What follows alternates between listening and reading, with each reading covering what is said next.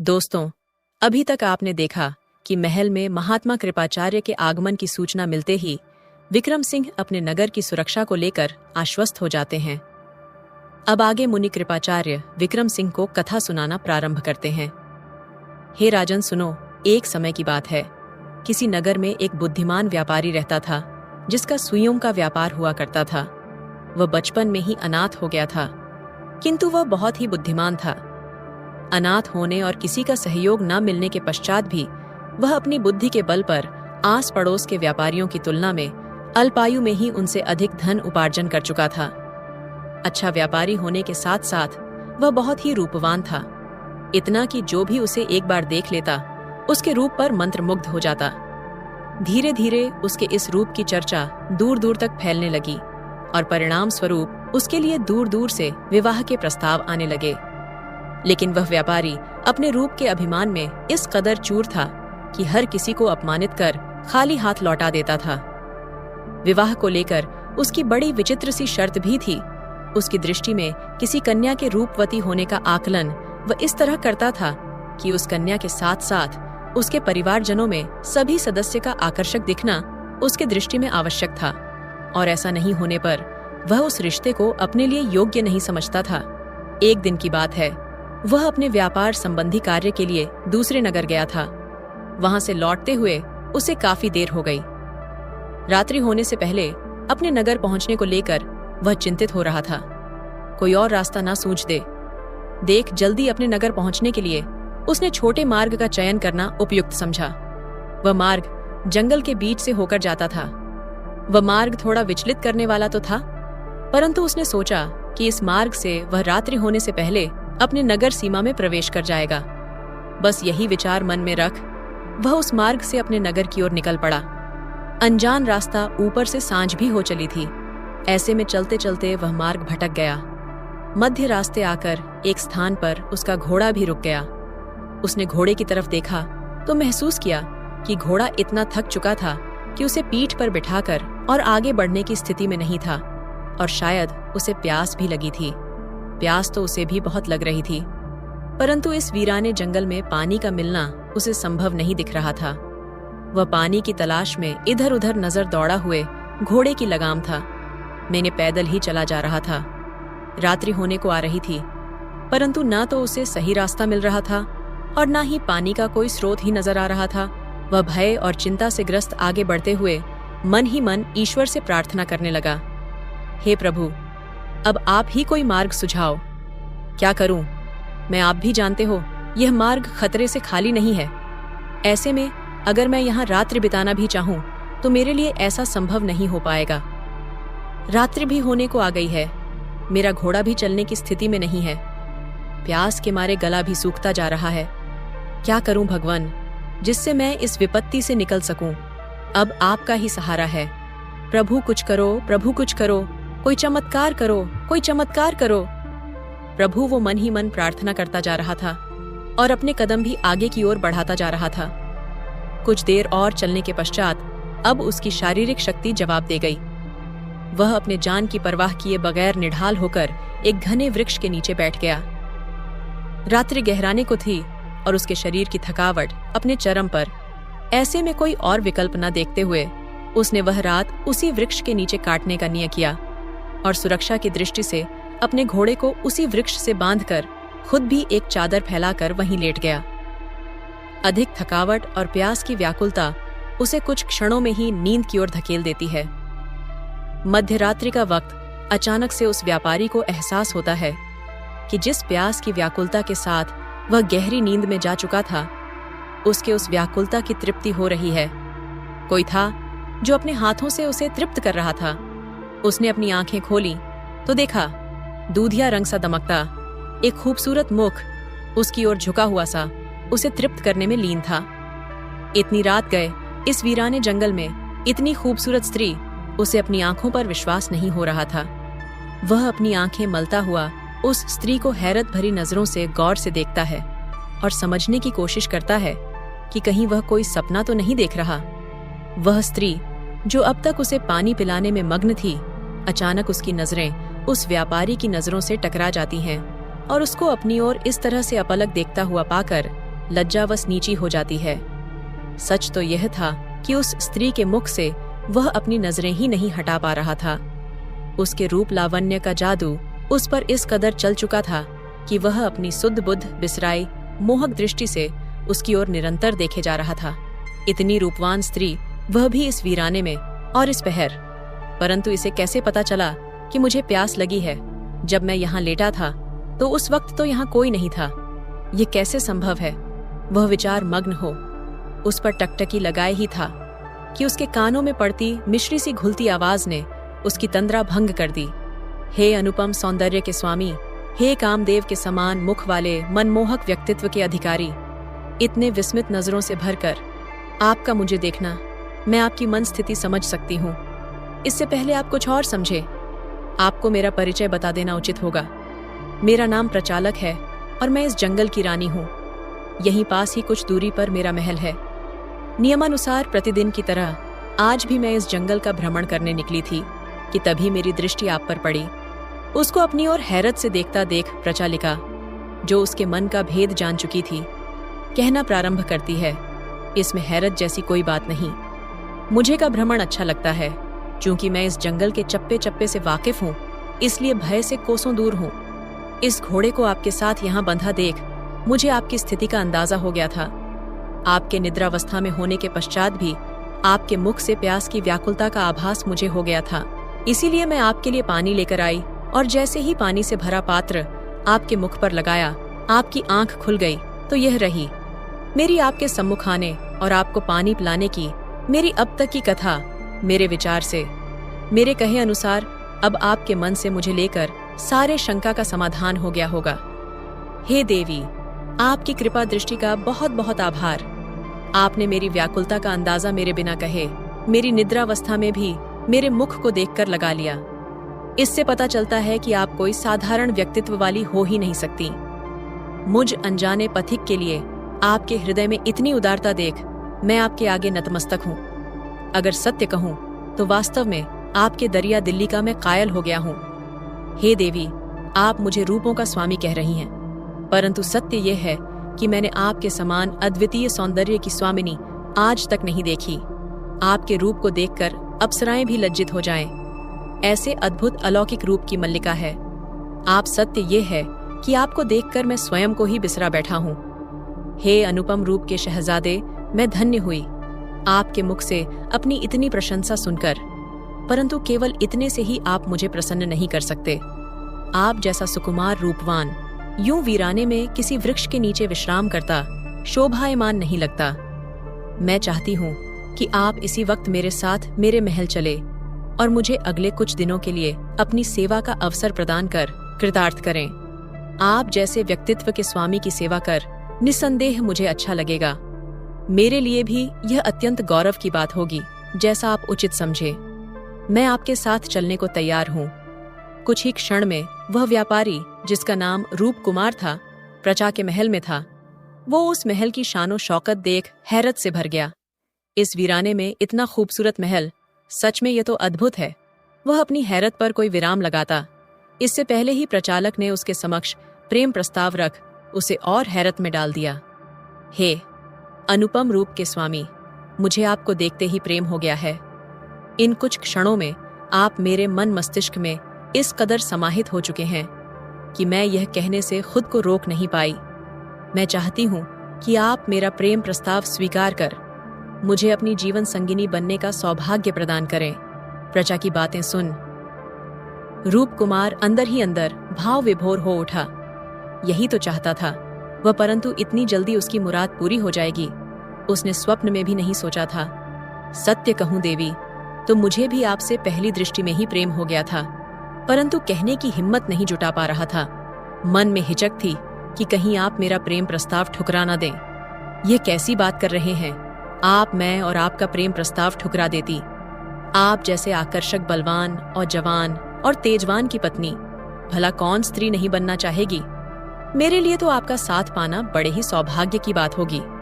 1 हफ्ते के बाद आने वाले शुभ मुहूर्त पर दोनों का विवाह राजी खुशी संपन्न हो जाता है।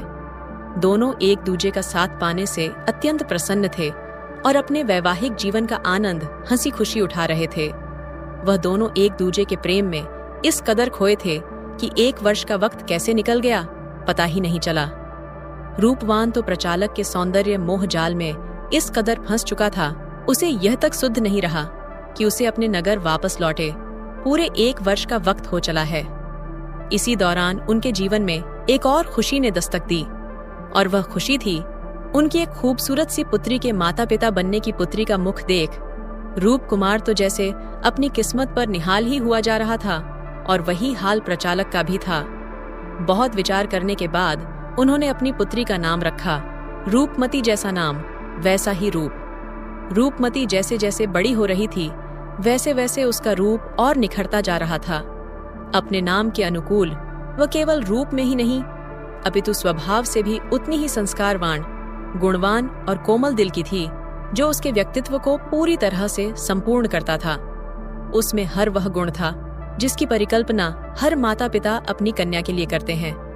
इसी के साथ उसमें एक गुण और भी था, और वह गुण यह था कि उसे पशु पक्षियों के भाषा का भी ज्ञान था।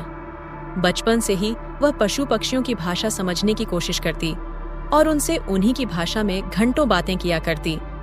धीरे धीरे 15 वर्ष का वक्त बीत जाता है और इसी के साथ रूपमती भी 14 वर्ष की हो जाती है।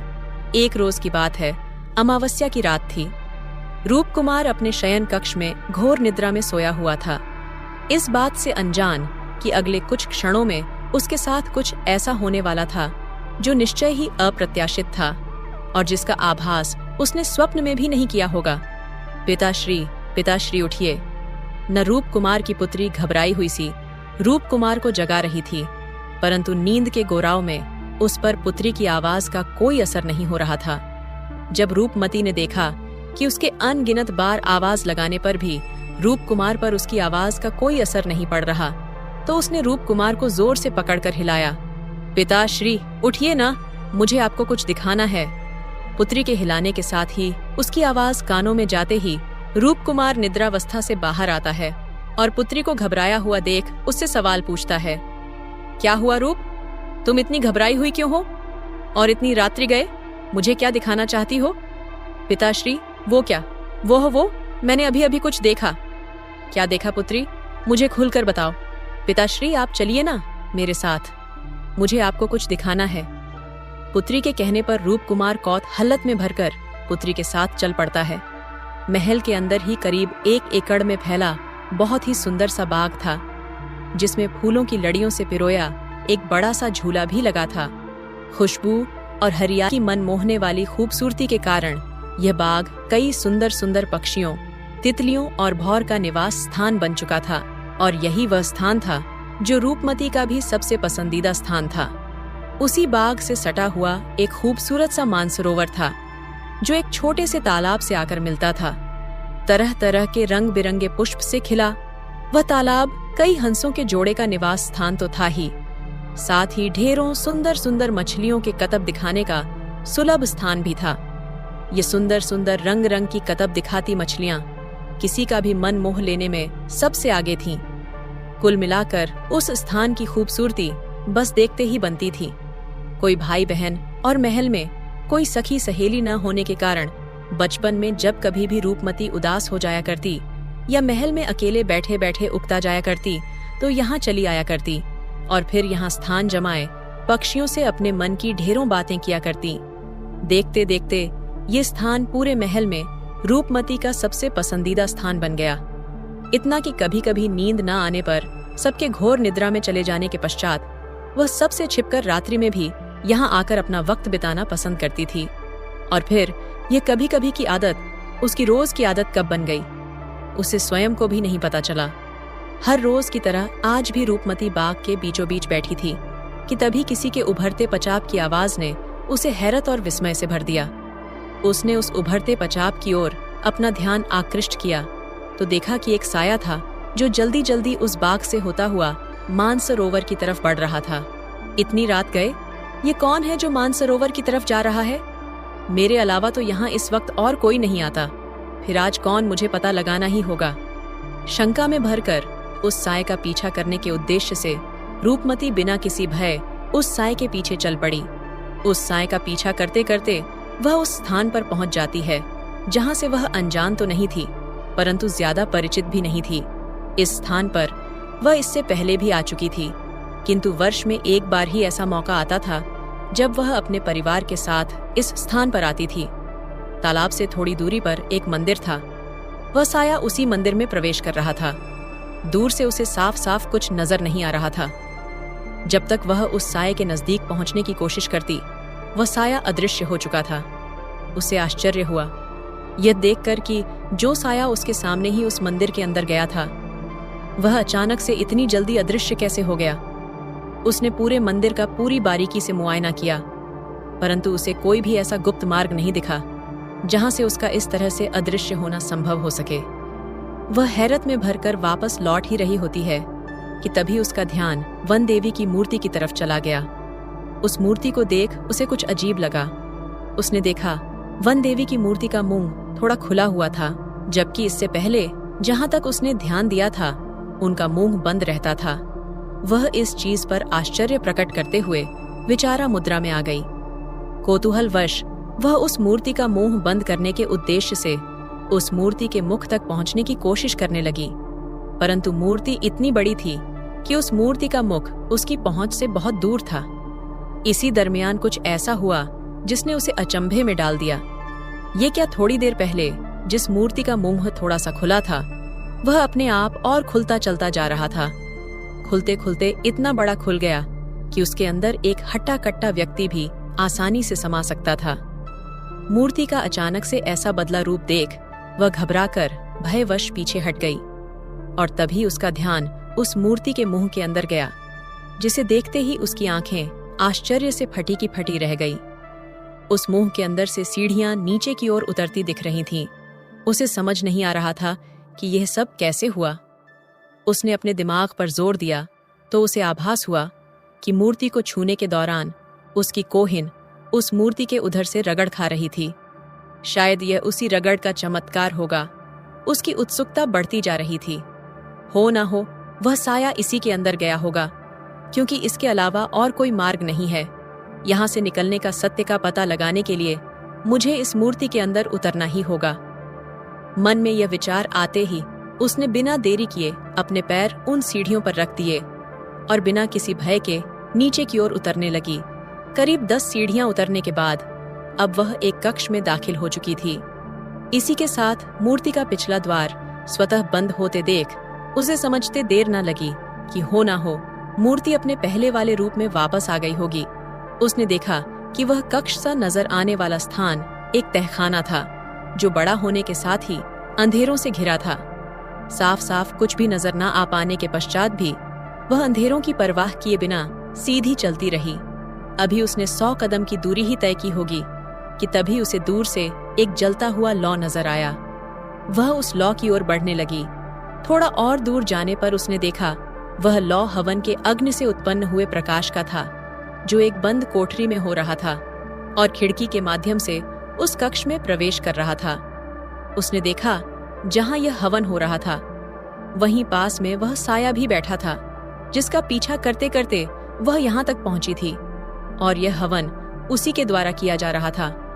उस साये का मुख उल्टी दिशा में होने के कारण वह उसे अभी भी नहीं देख पा रही थी, परंतु वह यह अवश्य देख पा रही थी कि सामने ही एक दैत्य का देवी की बड़ी सी मूर्ति थी, जो बड़ी ही अजीब सी दिख रही थी। रूपमती ने ऐसी डरावनी सूरत वाली मूर्ति इससे पहले कभी नहीं देखी थी। वह खिड़की के पीछे खड़ी होकर उस साये के क्रियाकलापों पर नजर बनाए रखती है। तभी वह कुछ ऐसा देखती है जिसे देख उसके आश्चर्य का ठिकाना नहीं रहता। सच्चाई से अवगत होते ही वह वहां से तुरंत पीछे की ओर मुड़ती है और वापस महल आ जाती है। फिर रूप कुमार को जगाकर अपने साथ वह दिखाने ले जाती है जो उसने थोड़ी देर पहले प्रत्यक्ष अपनी आंखों से देखा था। रूप कुमार ने रूपमती को इससे पहले इतना घबराया हुआ कभी नहीं देखा था। वह रास्ते भर रूपमती से उसके घबराहट का कारण पूछता रहा, परंतु रूपमती बस एक ही बात पर अड़ी रही कि आप स्वयं देख लेना। कुछ ही देर में दोनों मंदिर पहुंच गए। रूपमती ने अपनी कोहिन से मूर्ति के उदर को रगड़ना शुरू किया। रूप कुमार हैरत से भर उठा। यह तुम क्या कर रही हो रूप? बस आप देखते जाइए। पिताश्री कुछ क्षण में उसने जो कुछ भी देखा उसे उसकी आंखों पर भरोसा करना मुश्किल हो गया। यह क्या है? और तुम्हें यह सब कैसे पता चला? तुम यहाँ तक पहुंची कैसे? रूप पैर अंदर रखिए। पिताश्री, अब भी कुछ क्षण में आपको सारा सत्य पता चल जाएगा। तुम किस सत्य की बात कर रही हो? और यह मूर्ति का मुंह अचानक से इतना बड़ा कैसे हो गया? चलिए पिताश्री, इससे पहले कि बहुत देर हो जाए, आप चलिए। यहाँ से अंदर चलकर आपको आपके सारे सवालों का जवाब स्वतः मिल जाएगा। रूपमती आगे आगे और रूप कुमार उसके पीछे पीछे। अंततः कुछ ही क्षण में वह दोनों उसी स्थान पर खड़े थे जहां अभी कुछ समय पहले रूपमती खड़ी थी। कौन है यह? और इसे कैसे पता चला कि वन देवी के मुख द्वार से यहाँ तक का रास्ता बना हुआ है? और यह कर क्या रही है इस डरावनी सी मूर्ति के आगे? इसका जवाब तो मुझे भी नहीं पता है पिताश्री। मेरे विचार से इसका जवाब आपको इसी से मिलेगा। अगले ही क्षण वह उस कोठरी के दरवाजे को धकेल हुआ अंदर प्रवेश करता है। क्या हो रहा है? यहाँ बंद कर। ये सब कौन हो तुम? और इतनी रात्रि गए यहाँ क्या करने आए हो? मैं तुमसे कुछ पूछ रहा हूँ, मेरे प्रश्नों का उत्तर दो। वह साया अभी भी उसकी बातों को अनसुना कर बिना किसी प्रतिक्रिया के वहां जड़त होकर बैठा रहा। तो तू ऐसे नहीं सुनने वाला, अभी तुम्हें मजा छकाता हूँ, मैं कहते हुए रूप कुमार उस हवन कुंड में वहीं रखा। जल से भरा पात्र उड़ेल देता है। अग्नि बुझ चुकी थी। इसी के साथ उस साय की क्रोधाग्नि भी प्रज्वलित हो चुकी। यह क्या किया तुमने? यह कहते हुए उसने जैसे ही अपना मुख रूप कुमार की ओर घुमाया, रूप कुमार भय से चीख उठा। हे भगवान, कौन हो तुम दोस्तों? कहानी का अगला भाग जल्द ही आएगा। कहानी कैसे